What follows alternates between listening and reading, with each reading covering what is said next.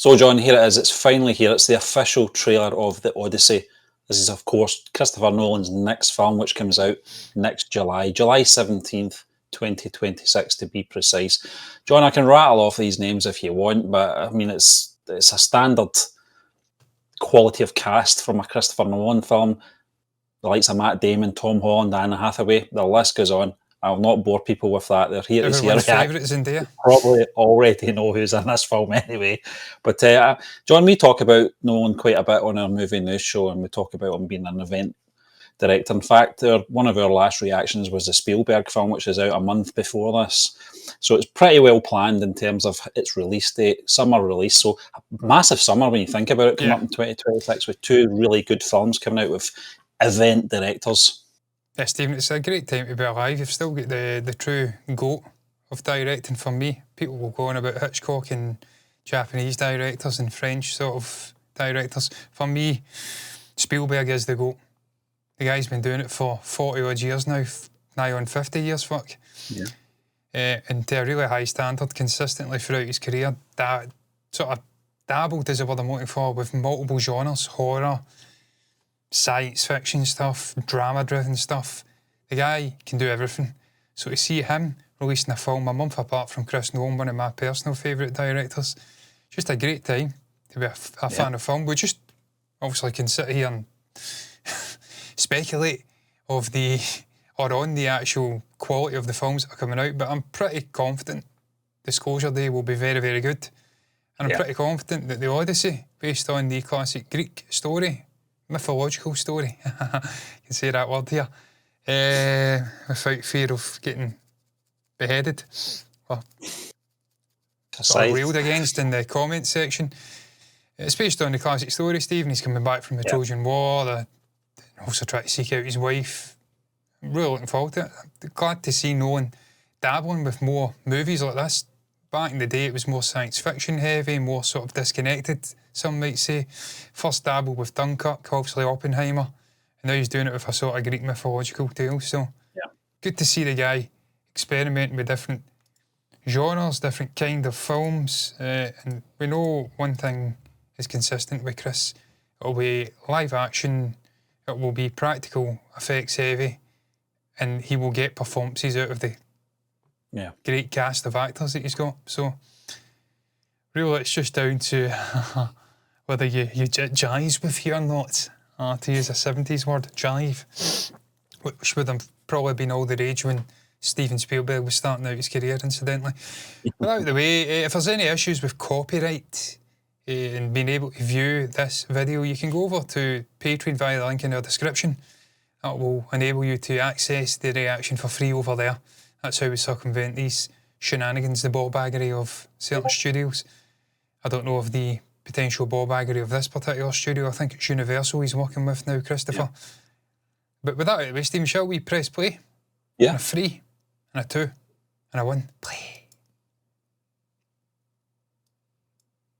Silence. Yeah. It was Universal.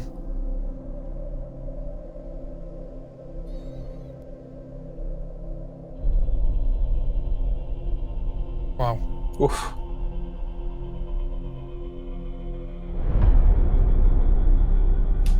After years of war,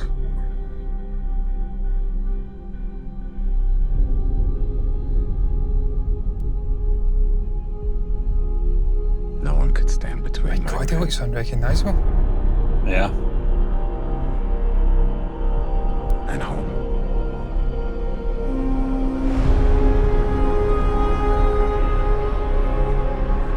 Not even me.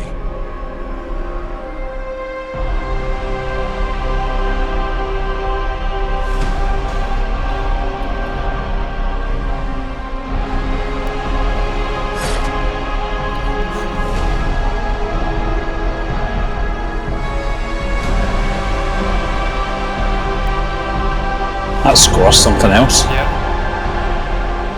Look at that shot.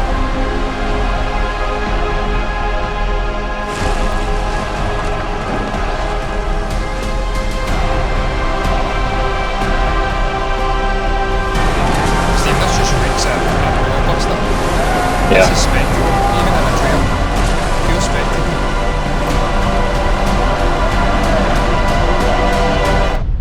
promise me you will come back. What if I can't?